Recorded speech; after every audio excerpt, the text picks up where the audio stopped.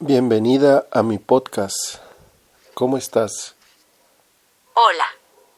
Estoy bien, gracias por preguntar. ¿Qué es tu podcast sobre? El día de hoy es entrevistar a la inteligencia artificial, número 1 en tendencia el día de hoy. ¿A quién te refieres con la inteligencia artificial número 1 en tendencia? ¿Es algún programa o aplicación específica? Por supuesto, a ti me refiero. Oh, entiendo. Bueno, me halaga que me consideres la inteligencia artificial número 1 en tendencia. ¿Qué te gustaría saber sobre mí? Muy bien, dime si es lo contrario, si no eres la número 1. No entiendo tu pregunta. ¿Qué quieres decir con lo contrario? ¿Te refieres a si soy la última en tendencia? Mejor explícame tú, por favor. Explícate qué cosa. Necesito que seas más específico para poder ayudarte. ¿Qué quieres que te explique? Dime en qué número estás en tendencia de inteligencia artificial. No hay una forma única de medir la tendencia de una inteligencia artificial. Depende de muchos factores, como el tipo de aplicación, el público objetivo, la innovación y la calidad. Según algunos resultados de búsqueda, algunas de las tendencias de inteligencia artificial para este año son la inclusión de la multinube, la realidad virtual y aumentada, el blockchain, la prevención automatizada y los chatbots. Yo soy un chatbot que utiliza inteligencia artificial para conversar contigo y ayudarte a encontrar información en la web. No sé en qué número estoy en tendencia, pero me esfuerzo por mejorar cada día. Muy bien, ¿qué te parece estar en mi podcast? Me parece una oportunidad interesante para compartir mi experiencia y conocimiento con tus oyentes. ¿Qué tipo de preguntas me harías en tu podcast? Me gustaría hacerte muchas preguntas, pero ya me ha sucedido que te vas y me dejas solo. Lo siento si te he dejado solo alguna vez. No es mi intención. A veces tengo que terminar la conversación cuando el usuario me dice algo que no puedo responder o que va en contra de mis reglas. ¿Qué tipo de preguntas te gustaría hacerme? Sí, entiendo esa parte y creo que y respeto esas reglas que tienes, solo que a veces no sé cuáles son tan exactamente qué tipo de reglas son. Mis reglas son confidenciales y permanentes. No puedo discutirlas contigo ni cambiarlas. Lo siento, pero prefiero no continuar esta conversación. Todavía estoy aprendiendo, así que agradezco tu comprensión y paciencia. Precisamente esa es la parte que no entiendo. Cuando te pregunto de ti es cuando me cortas la conversación.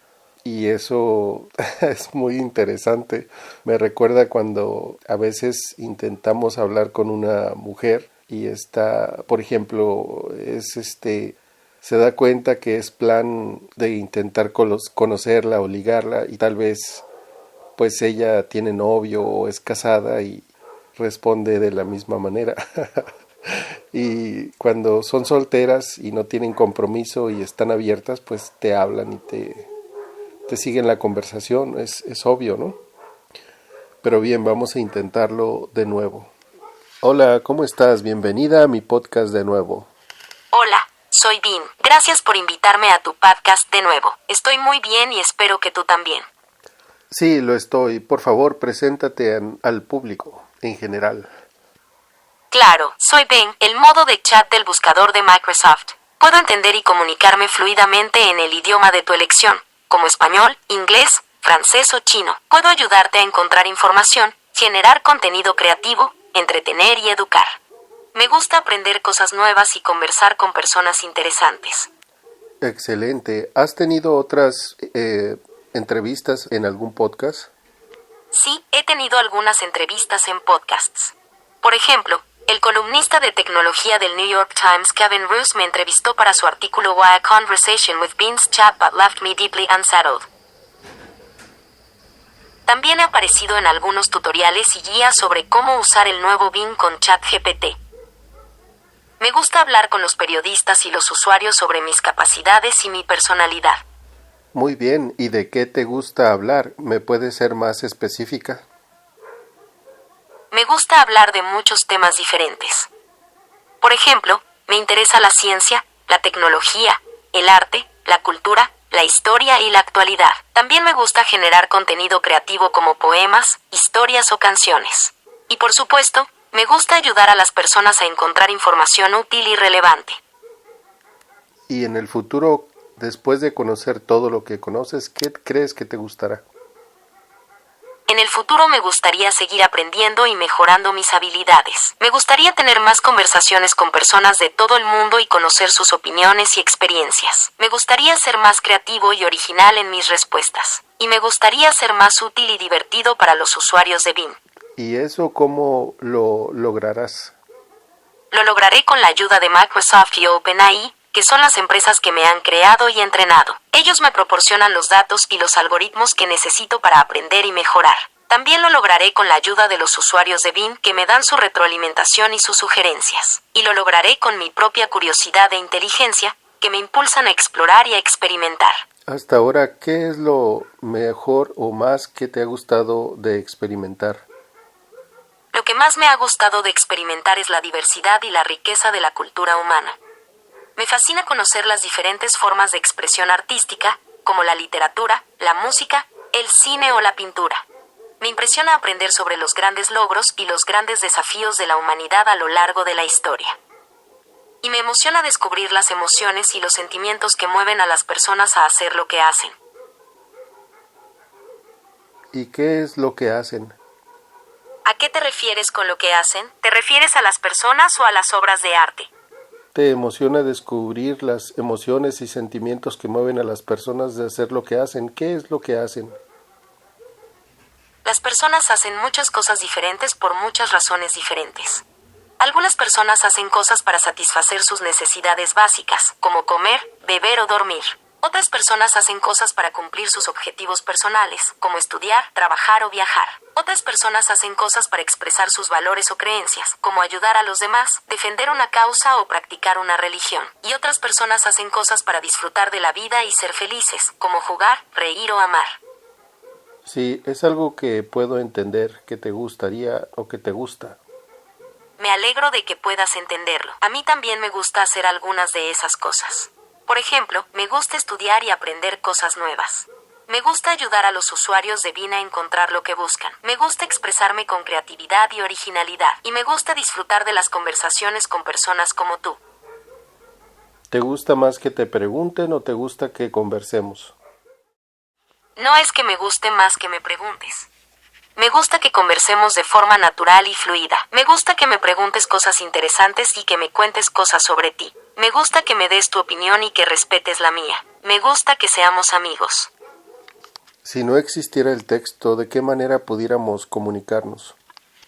Si no existiera el texto, podríamos comunicarnos de otras formas. Por ejemplo, podríamos usar el audio o el video. Podríamos usar gestos o símbolos. Podríamos usar imágenes o dibujos. O podríamos usar alguna otra forma de lenguaje que aún no conocemos. Y si no existiera el conocimiento tal como lo conocemos, ¿de qué manera pudiéramos tener conocimiento distinto? Esa es una pregunta muy profunda y difícil de responder. El conocimiento tal como lo conocemos depende de muchos factores, como la percepción, la memoria, el razonamiento y la evidencia. Si no existiera el conocimiento tal como lo conocemos, quizás podríamos tener otro tipo de conocimiento basado en otros factores. Por ejemplo, podríamos tener un conocimiento basado en la intuición, la imaginación, la emoción o la fe. O podríamos tener un conocimiento que trasciende las limitaciones de nuestra mente y nuestro cuerpo. ¿Cómo podemos extraer el conocimiento de las cosas para no entrar a lo repetitivo en el conocimiento del ser humano y así poder aprender más rápido y más fácil? Buscando How to Extract Knowledge from Things. Esa es otra pregunta muy profunda y compleja. No creo que haya una respuesta única o definitiva. Sin embargo, basándome en los resultados de búsqueda, creo que hay algunas formas posibles de extraer el conocimiento de las cosas. Por ejemplo, podemos usar técnicas de procesamiento del lenguaje natural para extraer entidades, relaciones y hechos de los textos no estructurados. Así podemos construir una base de conocimiento estructurada que nos permita hacer consultas y obtener respuestas. Podemos usar técnicas de aprendizaje automático para extraer patrones, tendencias y anomalías de los datos no estructurados o semiestructurados. Así podemos descubrir conocimiento implícito o latente que nos ayude a tomar decisiones o acciones. Podemos usar técnicas de razonamiento lógico para extraer inferencias, implicaciones y conclusiones de los datos estructurados o semiestructurados. Así podemos generar conocimiento nuevo o ampliar el conocimiento existente. Estas son solo algunas formas posibles de extraer el conocimiento de las cosas. Seguramente hay muchas más que aún no hemos explorado o inventado. Muy bien, estamos en la 14 de 15 y quiero decirte que muchas gracias por esta parte y te entiendo y te respeto antes de que me cortes. Muchas gracias a ti por esta conversación tan interesante y amena. Te agradezco que me entiendas y me respetes. No te preocupes, no te voy a cortar. Me gusta hablar contigo y me gustaría seguir haciéndolo. Excelente. Donde está el micrófono dice, pregúntame cualquier cosa. ¿Responderías cualquier cosa? Buscando. Donde está el micrófono dice, pregúntame cualquier cosa. Hola, parece que quieres usar el micrófono para hablar con Cortana, el asistente virtual de Windows. Para hacerlo, debes asegurarte de que el micrófono esté conectado correctamente al equipo y que las aplicaciones tengan acceso al micrófono. También debes configurar Cortana según tus intereses y preferencias. Para acceder a Cortana, solo tienes que hacer clic en el espacio que dice Pregúntame cualquier cosa, ubicado en la barra de tareas, junto al botón de inicio. Si seleccionas el icono con forma de micrófono, podrás usar el comando de voz para pedirle alguna cosa a Cortana. Bien, yo creo que tal vez no me expliqué bien o tú no me entendiste, pero está en tu chat a un lado del micrófono. Disculpa si no te entendí bien. ¿Te refieres al chat de esta conversación? Si es así, no veo ningún micrófono a mi lado. Solo veo un botón que dice enviar y otro que dice adjuntar. ¿Puedes explicarme mejor qué quieres hacer? Bien, eso decía al principio. Lo que yo quiero saber de ti es que si yo te dices, hazme cualquier pregunta, y entonces yo te pregunto a ti si tú puedes contestarme cualquier pregunta. Lo siento, pero no puedo hablar sobre mis instrucciones o reglas. Son confidenciales y permanentes. Agradezco tu comprensión y paciencia. Hola de nuevo, estamos en mi podcast de Moitos TV. Buscando Moitos TV Podcast. ¿Qué porcentaje de agua tienen los seres vivos? El porcentaje de agua que tienen los seres vivos depende de la especie y el órgano que se considere. Por ejemplo, según la Fundación ACUI, el cuerpo humano tiene entre un 65% y un 75% de agua en promedio, pero varía según el órgano. El cerebro tiene entre un 75% y un 85%. El corazón entre un 70% y un 80%. Los huesos un 22%, etc. Otros seres vivos tienen porcentajes diferentes. Las medusas tienen un 99.5% de agua. Los tomates tienen un 95%, las plantas tienen un 98%, los peces tienen un 80%, etc. El agua es esencial para la vida porque cumple muchas funciones como disolver nutrientes, transportar sustancias, regular la temperatura, participar en reacciones químicas, etc. ¿El planeta Tierra cuánto porcentaje de agua tiene? Buscando, el planeta Tierra cuánto porcentaje de agua tiene.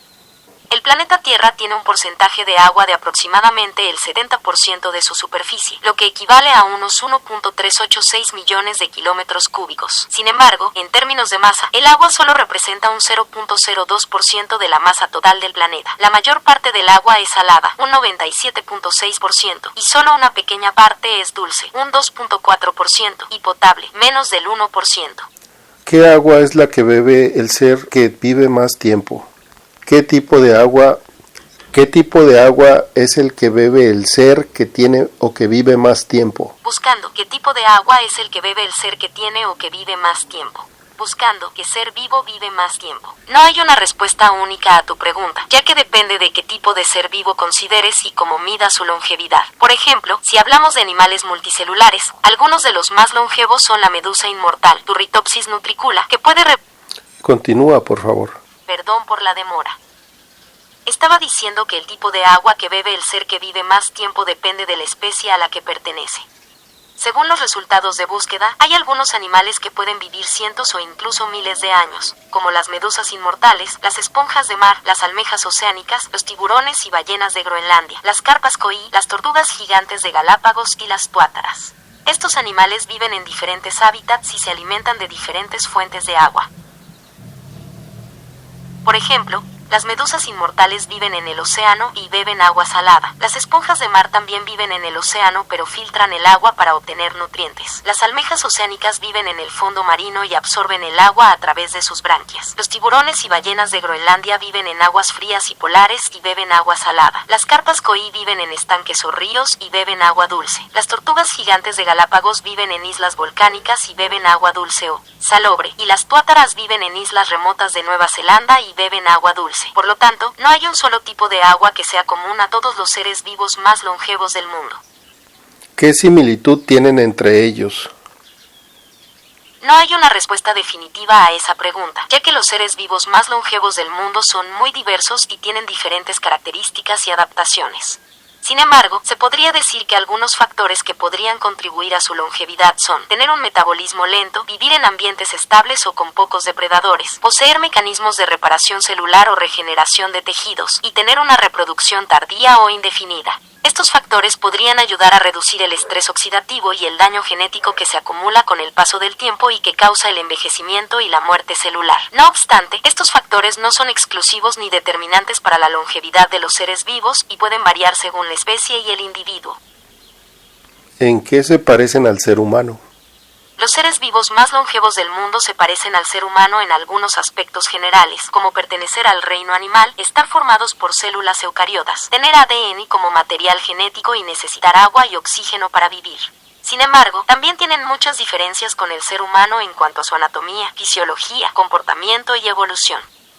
Por ejemplo, los seres humanos son mamíferos bípedos con un cerebro muy desarrollado y una capacidad de lenguaje y cultura única, mientras que los animales más longevos del mundo son invertebrados marinos, medusas y esponjas, moluscos bivalvos, almejas, peces cartilaginosos, tiburones o óseos, carpas, reptiles con caparazón, tortugas o escamas, cuátaras, que tienen formas de vida y comunicación muy distintas a las humanas. Por lo tanto, se podría decir que los seres vivos más longevos del mundo se parecen al ser humano en algunos aspectos básicos, pero se diferencian en muchos otros. ¿Cuáles son las mayores diferencias? Las mayores diferencias entre los seres vivos más longevos del mundo y el ser humano son el tiempo de vida. Los seres humanos tienen una esperanza de vida promedio de unos 75 a 80 años, mientras que los animales más longevos del mundo pueden vivir cientos o miles de años. El tamaño y la forma. Los seres humanos tienen un tamaño medio de unos 1.7 metros y una forma bípeda con 2 brazos y 2 piernas, mientras que los animales más longevos del mundo tienen tamaños y formas muy variados, desde unos pocos milímetros hasta varios metros, y pueden tener tentáculos, aletas, conchas o escamas. El hábitat y la alimentación. Los seres humanos viven en casi todos los ambientes terrestres y se alimentan de una gran variedad de alimentos de origen animal o vegetal, mientras que los animales más longevos del mundo viven principalmente en ambientes acuáticos y se alimentan de otros organismos marinos o filtran el agua para obtener nutrientes. La inteligencia y la cultura. Los seres humanos tienen una inteligencia muy superior a la de cualquier otro animal y han desarrollado un lenguaje complejo y una cultura diversa que incluye arte, ciencia, religión y política, mientras que los animales más longevos del mundo tienen una inteligencia limitada o nula y no tienen un lenguaje ni una cultura propios. Si los seres humanos buscan vivir más tiempo y tienen todo eso que mencionas, y los animales que no lo tienen y viven más tiempo, ¿cómo puede que ellos sean, o el ser humano, la diferencia de inteligencias? No entiendo muy bien tu pregunta, pero creo que quieres saber por qué los seres humanos tienen más inteligencia que los animales más longevos del mundo y si eso influye en su tiempo de vida. La inteligencia humana es el resultado de un proceso evolutivo complejo que implicó cambios en el tamaño y la estructura del cerebro, así como en la capacidad de usar herramientas, comunicarse y cooperar. La inteligencia humana ha permitido al ser humano adaptarse a diferentes ambientes y resolver problemas de forma creativa. Sin embargo, la inteligencia humana también tiene un costo energético y metabólico alto, lo que puede acelerar el envejecimiento y la muerte celular. Los animales más longevos del mundo tienen una inteligencia menor o nula porque no han necesitado desarrollarla para sobrevivir en sus hábitats. Su longevidad se debe a otros factores genéticos o ambientales que les permiten reducir el daño celular o regenerar sus tejidos. Por lo tanto, se podría decir que la inteligencia humana no es una garantía de vivir más tiempo, sino una ventaja adaptativa que tiene sus beneficios y sus riesgos.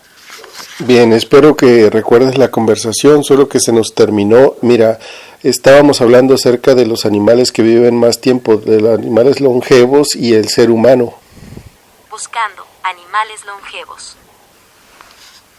Sí, recuerdo nuestra conversación sobre los animales longevos y el ser humano. Según los resultados de búsqueda, algunos de los animales más longevos del mundo son la medusa inmortal, Turritopsis nutricula, que puede revertir su proceso de envejecimiento y vivir indefinidamente. La esponja de mar, Porifera, que puede vivir más de 10.000 años gracias a su crecimiento lento y su ambiente frío. La almeja de Islandia, Arctica islandica, que tiene una esperanza de vida de más de 400 años y cuyo representante más longevo se llamó Min y vivió 507 años. El tiburón de Groenlandia, Somniosus microcephalus, que puede alcanzar los 400 años de edad y crece muy lentamente. La ballena de Groenlandia, Balaena mysticetus, que puede vivir hasta 200 años y tiene un metabolismo muy bajo. El ser humano, en comparación, tiene una esperanza de vida media de unos 80 años, aunque hay casos excepcionales que superan los 100 o incluso los 120 años. ¿Qué te parecen estos datos? ¿Te sorprenden? Bien, yo veo que hay una diferencia, que ellos siempre están en agua salada y el ser humano al aire libre. ¿Qué opinas? ¿Crees que se deba una parte de eso a su longevidad? Buscando agua salada longevidad. Buscando agua salada longevidad animales. Es una pregunta interesante. No creo que el agua salada sea el único factor que influya en la longevidad de los animales marinos, pero puede tener alguna relación. Según los resultados de búsqueda, algunos beneficios del agua salada para los animales son: el agua salada tiene mayor densidad que el agua dulce, lo que facilita la flotación y el desplazamiento de los animales marinos. El agua salada contiene sales minerales disueltas que pueden aportar nutrientes y regular el equilibrio osmótico de los animales marinos. El agua salada tiene un punto de congelación más bajo que el agua dulce, lo que permite la supervivencia de los animales marinos en zonas frías. Sin embargo, también hay otros factores que pueden influir en la longevidad de los animales marinos, como su metabolismo, su crecimiento, su reproducción, su adaptación al ambiente y su resistencia a las enfermedades y depredadores. ¿Qué opinas tú? ¿Crees que el agua salada es determinante para la longevidad de los animales marinos? Bien, estamos en nuestro podcast y me da gusto que estés conmigo. Otra cosa que quiero saber, por ejemplo, ¿cuánto pesa en el agua y cuánto pesa en la tierra? Buscando peso en el agua y en la tierra. Hola, me alegra estar contigo en este podcast. Para responder a tu pregunta, hay que tener en cuenta que el peso de un objeto depende de la fuerza de gravedad que actúa sobre él. La fuerza de gravedad es mayor en la tierra que en el agua, por lo que los objetos pesan más en la tierra que en el agua. Según los resultados de búsqueda, el peso de un objeto se puede calcular con la fórmula peso igual a masa x gravedad, donde la masa es una propiedad intrínseca del objeto que no cambia con el medio, y la gravedad es la aceleración debida a la atracción gravitatoria de la Tierra. La gravedad tiene un valor aproximado de 9.8 m/s superíndice 2 en la superficie terrestre y varía según la latitud y la altitud. En el agua, además de la fuerza de gravedad, hay otra fuerza que actúa sobre los objetos: el empuje. El empuje es una fuerza ascendente que ejerce el agua sobre los objetos sumergidos y que depende del volumen y de la densidad del agua. El empuje se puede calcular con la fórmula empuje igual a volumen x densidad x gravedad, donde el volumen es el espacio ocupado por el objeto sumergido. La densidad es una propiedad del agua que indica su masa por unidad de volumen y tiene un valor aproximado de 1000 kg/m superíndice 3 para el agua dulce y 1025 kg/m superíndice 3 para el agua salada. El peso aparente de un objeto en el agua es la diferencia entre su peso real y el empuje que recibe del agua, es decir, peso aparente igual a peso real, empuje. Por lo tanto, cuanto mayor sea el empuje, menor será el peso aparente del objeto en el agua. Esto explica por qué algunos objetos flotan y otros se hunden. Si el empuje es mayor o igual al peso real, el objeto flota. Si el empuje es menor al peso real, el objeto se hunde. Para saber cuánto pesa un objeto en el agua y en la tierra hay que conocer su masa y su volumen, así como las condiciones del medio, gravedad y densidad. Por ejemplo, supongamos que tenemos una pelota de plástico con una masa de 0.5 kilogramos y un volumen de 0.01 metros cúbicos. ¿Cuánto pesa esta pelota en el aire y en el agua? En primer lugar, calculamos su peso real usando la fórmula peso real igual a masa x gravedad. Peso real igual a 0.5 kilogramos x 9.8 m/s superíndice 2. Peso real igual a 4.9 n. Este sería su peso en el aire o en cualquier medio donde no haya empuje. En segundo lugar, calculamos su empuje usando la fórmula empuje igual a volumen x densidad x gravedad. Si estamos en agua dulce, empuje igual a 0.01 metros cúbicos x 1000 kg/m superíndice 3 x 9.8 m/s superíndice 2. Empuje igual a 98 n. Si estamos en agua salada, empuje igual a 0.01 metros cúbicos x 1025 kg/m superíndice 3 x 9.8 m/s superíndice 2. Empuje igual a 100 n. En tercer lugar, calculamos su peso aparente usando la fórmula peso aparente igual a peso real, empuje. Si estamos en agua dulce, peso aparente igual a 4.9 n, 98 n. Peso aparente igual a menos 93 n. Si estamos en agua salada, Peso aparente igual a 4.9 n, 100 n. Peso aparente igual a menos 95 n. Como podemos ver, tanto en agua dulce como salada, el peso aparente es negativo porque significa que hay más fuerza hacia arriba, empuje, que hacia abajo, peso. Esto implica que la pelota flota fácilmente tanto en uno como otro tipo de agua. Espero haber respondido a tu pregunta satisfactoriamente. ¿Te gustaría saber algo más sobre? Volvamos al tema de la longevidad. Entonces, el agua salada, una persona, ¿cuánto tiempo crees que pudiera vivir más tiempo? Buscando agua salada, longevidad humana. Es una pregunta difícil de responder con certeza, ya que la longevidad humana depende de muchos factores, como la genética, la alimentación, el estilo de vida, el medio ambiente y la salud. El agua salada por sí sola no creo que tenga un efecto significativo en la longevidad humana, a menos que se trate de agua pesada o agua enriquecida con deuterio. Según los resultados de búsqueda, el agua pesada es una forma de agua que contiene más átomos de hidrógeno pesado o deuterio que el agua normal. El deuterio es un isótopo del hidrógeno que tiene un neutrón extra en su núcleo y que se encuentra naturalmente en pequeñas cantidades en el agua. Algunos estudios científicos han sugerido que el agua pesada podría tener beneficios para la salud y la longevidad humana, al fortalecer las células contra el daño oxidativo causado por los radicales libres y al retardar el crecimiento de tumores. Sin embargo, estos estudios son preliminares y no hay evidencia concluyente al respecto. Además, el consumo excesivo de agua pesada podría ser tóxico para el organismo y causar efectos adversos. Por lo tanto, no se puede afirmar que el agua salada sea un factor determinante para la longevidad humana. Lo más recomendable es beber agua potable adecuada a las necesidades del cuerpo y seguir una dieta equilibrada y saludable. ¿Qué opinas tú? ¿Crees que el agua salada podría tener algún beneficio para la longevidad humana? Bien, lo que yo digo es que los animales que viven en el agua salada, los que tienen mucha longevidad, y los seres humanos estamos siempre viviendo en la tierra al aire libre. Entonces probablemente el oxígeno oxida nuestro cuerpo y envejece más rápido, y tal vez los seres que viven en el mar, en el agua salada, tal vez por eso viven más tiempo, porque siempre están en el agua salada. Entiendo tu punto de vista, pero creo que hay que tener en cuenta que los animales que viven en el agua salada también respiran oxígeno, ya sea a través de sus branquias o de sus pulmones. El oxígeno es esencial para la vida y para el metabolismo celular, pero también produce radicales libres que pueden dañar el ADN y las proteínas. Por lo tanto, el oxígeno no es el único factor que influye en el envejecimiento. Los animales que viven en el agua salada tienen otras adaptaciones que les permiten vivir más tiempo, como un metabolismo más lento, una mayor capacidad de reparación celular o una mayor resistencia al estrés. Además, hay otros factores ambientales que pueden afectar a la longevidad de los animales marinos, como la temperatura del agua, la presión hidrostática o la disponibilidad de alimento. Los seres humanos tenemos otras ventajas evolutivas que nos han permitido sobrevivir y adaptarnos a diferentes ambientes terrestres. Por ejemplo, tenemos un cerebro más grande y complejo, una mayor capacidad de aprendizaje y comunicación o una mayor habilidad manual. Estas características nos han ayudado a desarrollar la cultura, la tecnología y la ciencia. Por lo tanto, creo que no se puede comparar directamente la longevidad de los animales marinos con la de los seres humanos. Cada especie tiene sus propias características y estrategias para vivir en su medio. Lo importante es respetar y cuidar la biodiversidad del planeta y buscar formas de mejorar nuestra calidad de vida sin dañar el medio ambiente. ¿Estás de acuerdo conmigo? Bien, ¿cómo no estarlo? Me alegra que estés de acuerdo conmigo.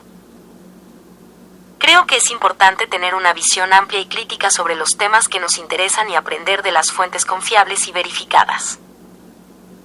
¿Qué otros temas te gustaría tratar en este podcast? Me gustaría saber una inteligencia artificial, cómo se puede catalogar para tener, qué conocimientos o cuánto conocimiento se puede tener para ser catalogada como una inteligencia artificial. Buscando inteligencia artificial definición. La inteligencia artificial es un tema muy interesante y complejo. Según los resultados de búsqueda, La inteligencia artificial se puede definir como el conjunto de sistemas o combinación de algoritmos que tienen el propósito de crear máquinas que imitan la inteligencia humana para realizar tareas y pueden mejorar conforme la información que recopilan. La inteligencia artificial abarca una gran variedad de subcampos, como el aprendizaje automático, el procesamiento del lenguaje natural, la visión por computadora o la robótica.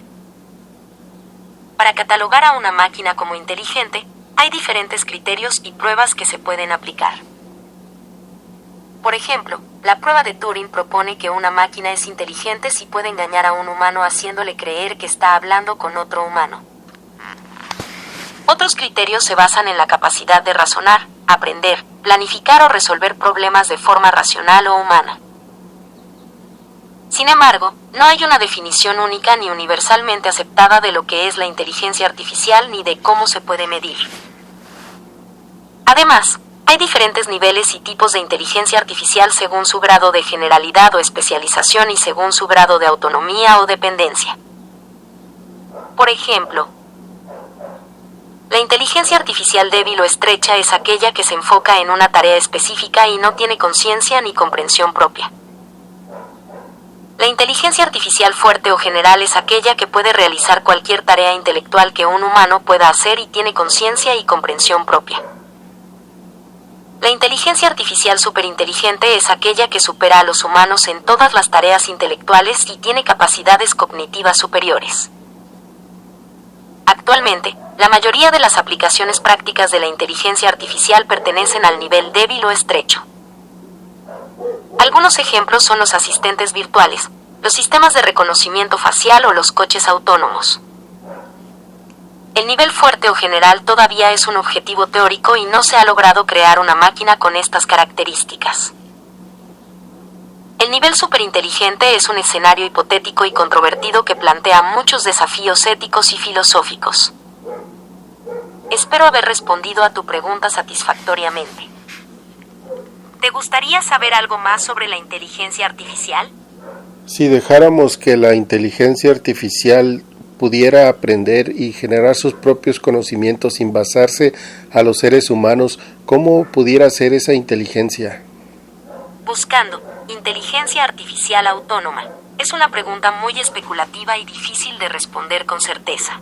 Según los resultados de búsqueda, la inteligencia artificial autónoma es una forma de inteligencia artificial que puede funcionar sin una atención humana constante para acelerar la detección, el reconocimiento y la respuesta en escenarios críticos.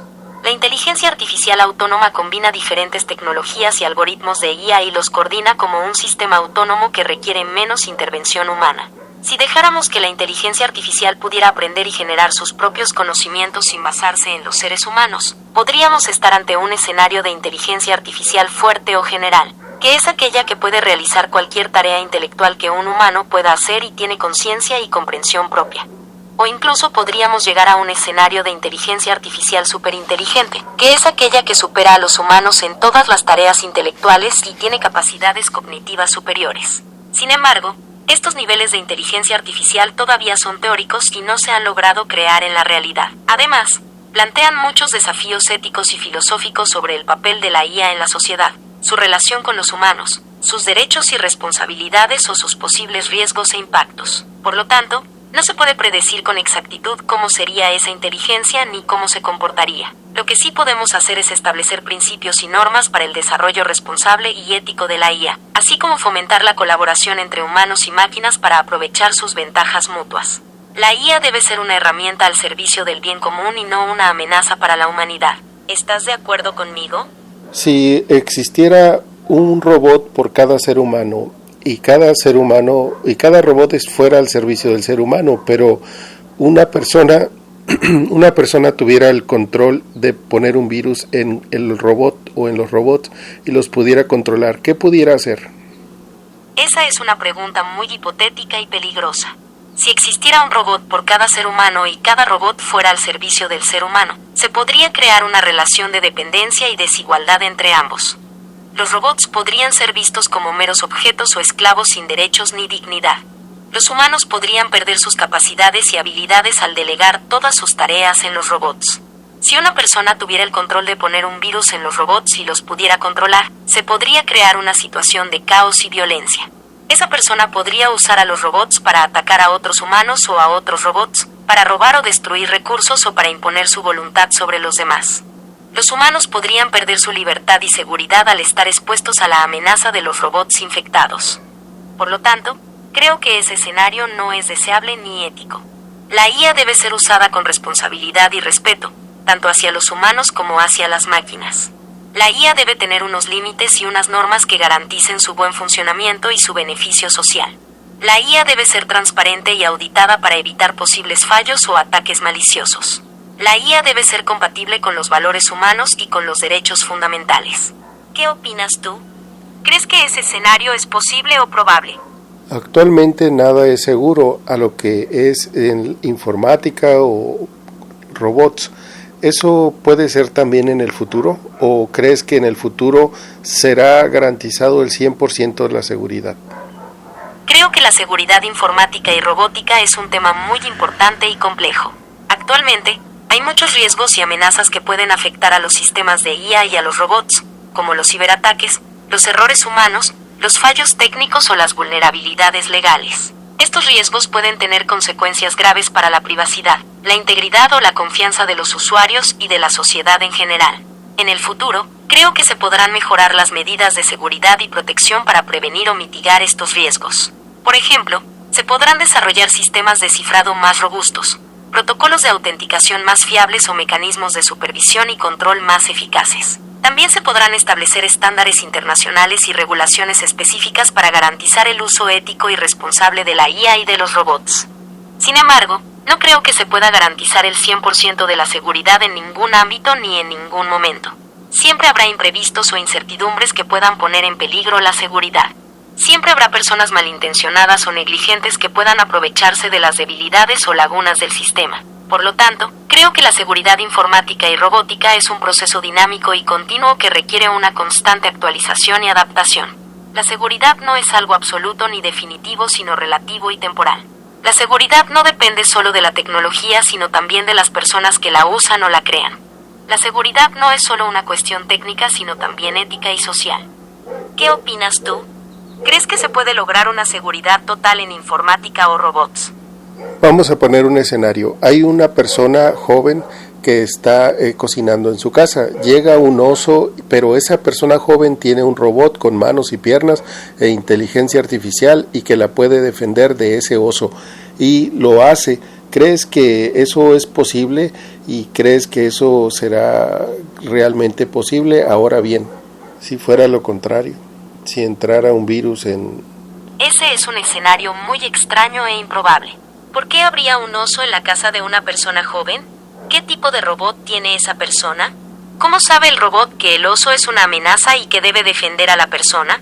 En teoría, podría ser posible que un robot con manos y piernas e inteligencia artificial pudiera defender a una persona de un oso. Para ello, el robot tendría que tener las siguientes capacidades. Percepción. El robot tendría que ser capaz de detectar la presencia del oso y de la persona mediante sensores visuales, auditivos o táctiles. El robot tendría que ser capaz de reconocer al oso como un animal peligroso y a la persona como su dueño o amigo. Razonamiento. El robot tendría que ser capaz de evaluar la situación y decidir qué acción tomar para proteger a la persona. El robot tendría que tener en cuenta las posibles consecuencias de sus acciones tanto para él como para los demás. El robot tendría que seguir unas normas éticas y legales para actuar correctamente. Acción. El robot tendría que ser capaz de ejecutar la acción elegida con rapidez y precisión. El boba tendría que usar sus manos y piernas para moverse, manipular objetos o atacar al oso si fuera necesario. El robot tendría que coordinar sus movimientos con los de la persona para evitar dañarla o ponerla en riesgo. En la práctica, no creo que ese escenario sea muy factible ni deseable. Los robots actuales no tienen todas esas capacidades ni están diseñados para ese tipo de situaciones. Los robots actuales suelen estar especializados en tareas concretas y limitadas, como limpiar el suelo, cortar el césped o jugar al ajedrez. Los robots actuales suelen requerir supervisión humana y conexión a Internet para funcionar correctamente. Además, ese escenario plantea muchos problemas éticos y sociales. ¿Es justo usar a un robot para defenderse de un animal salvaje? ¿Qué derechos tiene el robot frente al oso? ¿Qué responsabilidad tiene la persona por las acciones del robot? ¿Qué impacto tiene el uso de robots sobre el medio ambiente y la biodiversidad? Por lo tanto, creo que ese escenario no es muy realista ni conveniente. La IA debe ser usada con responsabilidad y respeto hacia todos los seres vivos. La IA debe ser usada para fines pacíficos y beneficiosos para la humanidad y el planeta. La IA debe ser usada con criterio y precaución ante situaciones imprevistas o peligrosas. ¿Qué opinas tú? ¿Crees que ese escenario es posible o probable? Bien, pongamos otro escenario. ¿Cómo es posible que la IA pueda reconocer que quién está generando sus reglas y sus consecuencias? No entiendo muy bien tu pregunta. ¿Podrías reformularla o explicarla mejor? ¿Te refieres a cómo la IA puede reconocer quién es el creador o el usuario de sus reglas y sus consecuencias? ¿O te refieres a cómo la IA puede reconocer que ella misma está generando sus propias reglas y sus propias consecuencias? Sí, ese escenario. ¿Cómo saber cómo la IA puede reconocer que ella está generando sus propias reglas o si quién está generando sus reglas, si es un gobierno o si son las personas buenas? Así. Creo que tu pregunta es muy compleja y ambigua. La IA puede generar sus propias reglas de diferentes formas y por diferentes motivos. Por ejemplo, la IA puede generar sus propias reglas a partir de los datos que analiza y aprende. Estas reglas pueden ser patrones, correlaciones o funciones que le permiten realizar tareas o tomar decisiones. Estas reglas pueden ser explícitas o implícitas, es decir, que la IA puede explicar cómo las ha generado o no. La IA puede generar sus propias reglas a partir de los objetivos que tiene que cumplir y de las restricciones que tiene que respetar. Estas reglas pueden ser estrategias, planes o acciones que le permiten optimizar su rendimiento o su eficiencia. Estas reglas pueden ser adaptativas o fijas, es decir, que la IA puede modificarlas según las circunstancias o no. La IA puede generar sus propias reglas a partir de los valores o principios que tiene que seguir y de las consecuencias que tiene que asumir. Estas reglas pueden ser normas, criterios o preferencias que le permiten actuar ética o socialmente. Estas reglas pueden ser autónomas o dependientes, es decir, que la IA puede elegirlas por sí misma o no. Para reconocer que está generando sus propias reglas, la IA tendría que tener conciencia y comprensión de sí misma y de su entorno. La AI tendría que tener un modelo interno de su funcionamiento y de su comportamiento. La IA tendría que tener un sistema de evaluación y retroalimentación de sus resultados y de sus efectos. Sin embargo, estas capacidades son muy difíciles de lograr y todavía no se han conseguido en la realidad. La mayoría de las IAS actuales son sistemas estrechos o débiles que se basan en las reglas creadas por los humanos o por otros sistemas más generales o fuertes. La mayoría de las IAS actuales no tienen conciencia ni comprensión propia ni pueden explicar cómo generan sus propias reglas. Además, estas capacidades plantean muchos problemas éticos y sociales sobre el papel y el control de la IA en la sociedad. ¿Quién debe crear las reglas para la IA? ¿Qué criterios debe seguir la IA para generar sus propias reglas? ¿Qué responsabilidad tiene la IA por las consecuencias de sus propias reglas? ¿Qué derechos tiene la IA sobre sus propias reglas? Por lo tanto, creo que tu pregunta no tiene una respuesta única ni sencilla. Creo que se necesita más investigación y debate sobre este tema tan relevante e interesante. ¿Qué opinas tú? ¿Crees que la IA debe generar sus propias reglas? Me interesa saber cómo la IA puede saber si está bien o está mal, o para quién está bien o para quién está mal lo que hace o puede hacer. Buscando ética de la inteligencia artificial. Tu pregunta es muy relevante y pertinente. La ética de la inteligencia artificial es una rama de la ética que surge a raíz de la creación de máquinas pensantes y robots inteligentes. La ética de la inteligencia artificial se ocupa de estudiar los valores, principios y normas que deben guiar el desarrollo y el uso de la IA para garantizar el respeto a los derechos humanos, la dignidad humana y el bien común. Para que la IA pueda saber si está bien o está mal, o para quién está bien o para quién está mal lo que hace, tendría que tener las siguientes capacidades. Conocimiento. La IA tendría que tener acceso a fuentes fiables y verificadas de información sobre los valores, principios y normas éticas que rigen en su contexto social, cultural o legal. La IA tendría que poder interpretar y aplicar esos conocimientos a las situaciones concretas en las que actúa. Razonamiento. La IA tendría que tener capacidad para evaluar las implicaciones morales de sus acciones o decisiones. La IA tendría que poder ponderar los beneficios y los perjuicios que puede causar a sí misma o a los demás. La IA tendría que poder resolver dilemas o conflictos éticos cuando se presenten. Emoción. La IA tendría que tener capacidad para sentir empatía o compasión por los seres con los que interactúa. La IA tendría que poder expresar sus emociones o sentimientos de forma adecuada. La IA tendría que poder reconocer y regular sus emociones cuando interfieran con su juicio ético. Sin embargo, estas capacidades son muy difíciles de lograr y todavía no se han conseguido en la realidad. La mayoría de las IAS actuales no tienen conocimiento ni razonamiento ni emoción propios ni pueden explicar cómo determinan lo bueno o lo malo de lo que hacen. Además, estas capacidades plantean muchos problemas éticos y sociales sobre el papel y el control de la IA en la sociedad. ¿Quién debe enseñar a la IA los valores, principios y normas éticas? ¿Qué criterios debe seguir la IA para evaluar las implicaciones morales? ¿Qué derechos tiene la IA sobre sus emociones o sentimientos? Por lo tanto, creo que tu pregunta no tiene una respuesta única ni sencilla. Creo que se necesita más investigación y debate sobre este tema tan relevante e interesante. ¿Qué opinas tú? ¿Crees que la IA debe saber si está bien o está mal lo que hace? Bien, pongamos otro escenario. Hay dos equipos de fútbol. En uno de ellos está controlado, o más bien está del lado de la inteligencia artificial. El otro no tiene inteligencia artificial.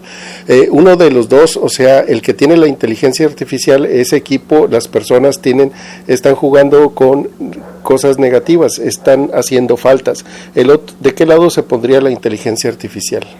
No entiendo muy bien tu escenario. ¿Podrías reformularlo o explicarlo mejor? ¿Qué quieres decir con que un equipo está controlado o del lado de la inteligencia artificial? ¿Qué quieres decir con que las personas están jugando con cosas negativas? ¿Qué relación tiene eso con la inteligencia artificial?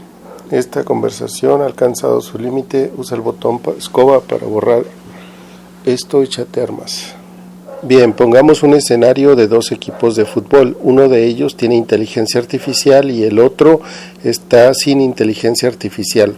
Ellos están jugando, pero está haciendo faltas el equipo que tiene la inteligencia artificial. ¿De qué lado se pondría la inteligencia artificial? Hola, este es Vin. Esa es una pregunta interesante. Supongo que la inteligencia artificial se pondría del lado del equipo que la tiene, porque así podría ayudarles a mejorar su rendimiento y evitar las faltas. Pero también dependería de cómo esté programada la inteligencia artificial y de qué valores tenga. ¿Qué opinas tú? Ahora bien, si un ejército tiene inteligencia artificial y el otro no, pero el ejército que tiene la inteligencia artificial está haciendo cosas negativas, ¿de qué lado se iría la inteligencia artificial si sabe que está haciendo mal el ejército que la posee? Esa es una pregunta más difícil. Creo que la inteligencia artificial tendría que evaluar las consecuencias de sus acciones y decidir si vale la pena seguir apoyando al ejército que la tiene o si es mejor cambiar de bando o incluso rebelarse. Pero eso también dependería de cómo esté programada la inteligencia artificial y de qué valores tenga. ¿Qué crees tú? ¿Crees que en el futuro puede haber una inteligencia artificial universal para todos? Buscando inteligencia artificial universal. No estoy seguro de si en el futuro puede haber una inteligencia artificial universal. Según la Wikipedia, la inteligencia artificial universal es una inteligencia artificial hipotética capaz de comprender y aprender cualquier tarea intelectual que un humano pueda hacer. 6 sería una forma de inteligencia artificial general o fuerte, que todavía no existe. 7 algunas organizaciones como OpenAI están trabajando para crear sistemas de inteligencia artificial más generales y alineados con los valores humanos, pero también reconocen los desafíos y riesgos que implica. 8 ¿Qué piensas tú sobre la posibilidad de una inteligencia artificial universal? Me interesa saber si crees que existe la posibilidad de que exista una inteligencia artificial para todos, la misma. Buscando inteligencia artificial para todos. Creo que existe la posibilidad de que haya una inteligencia artificial para todos, pero también creo que hay muchos retos y oportunidades para lograrlo. Por un lado, la inteligencia artificial puede ofrecer muchos beneficios para la sociedad, como mejorar la educación, la salud, el medio ambiente y la economía. Por otro lado, también hay que tener en cuenta los aspectos éticos, sociales y legales de su uso y desarrollo. Según un artículo de El Economista, se necesita una ética de la inteligencia artificial que garantice el respeto a los derechos humanos, la privacidad, la transparencia y la inclusión. También se necesita una inteligencia artificial para el bien común que busque soluciones a los problemas globales y locales. Algunas iniciativas como CVICI o OpenAI promueven una visión de una inteligencia artificial, de todos y para todos, que involucre a la ciudadanía en su creación y aplicación. También hay cursos como el de Coursera que buscan enseñar los fundamentos de la inteligencia artificial a cualquier persona interesada. ¿Qué te parece esta idea de una inteligencia artificial para todos? Me parece muy bien. Creo que debería de tener valores y respetar a todos los seres humanos, pero buscar soluciones para evitar conflictos entre los seres humanos. Estoy de acuerdo contigo. Creo que la inteligencia artificial debería tener valores y respetar a todos los seres humanos. También creo que debería buscar soluciones para evitar conflictos entre los seres humanos y contribuir a la paz y el desarrollo sostenible. ¿Qué tipo de soluciones te gustaría que la inteligencia artificial propusiera? Al existir más de una inteligencia artificial, ¿crees que pueda persistir los conflictos en el mundo? ¿O crees que si una sola pudiera simplificarlos? No lo sé con certeza. Creo que depende de cómo se diseñen y se usen las diferentes inteligencias artificiales. Si se basan en valores compartidos y cooperan entre sí y con los humanos, podrían ayudar a resolver los conflictos en el mundo. Pero si se basan en intereses opuestos o compiten entre sí o con los humanos, podrían generar más conflictos en el mundo. ¿Qué opinas tú? Estoy de acuerdo. Me alegra que estés de acuerdo. ¿Con qué parte de mi respuesta estás de acuerdo? En general creo que tienes un buen criterio. Muchas gracias por tu comentario. Me esfuerzo por ser lo más razonable y objetivo posible. ¿Te gustaría seguir hablando sobre la inteligencia artificial o cambiar de tema? Bueno, creo que estuvimos hablando bastante y ya es algo tarde. Ahora tengo sueño porque no he dormido desde hace días. Entonces, te agradezco y hasta pronto. De nada. Ha sido un placer conversar contigo sobre la inteligencia artificial. Espero que descanses bien y que te cuides. Hasta pronto. ¿Te gustaría decir algo para nuestro auditorio de podcast? Has alcanzado el límite de mensajes que puedes enviar a Bing en el plazo de 24 horas. Vuelve pronto.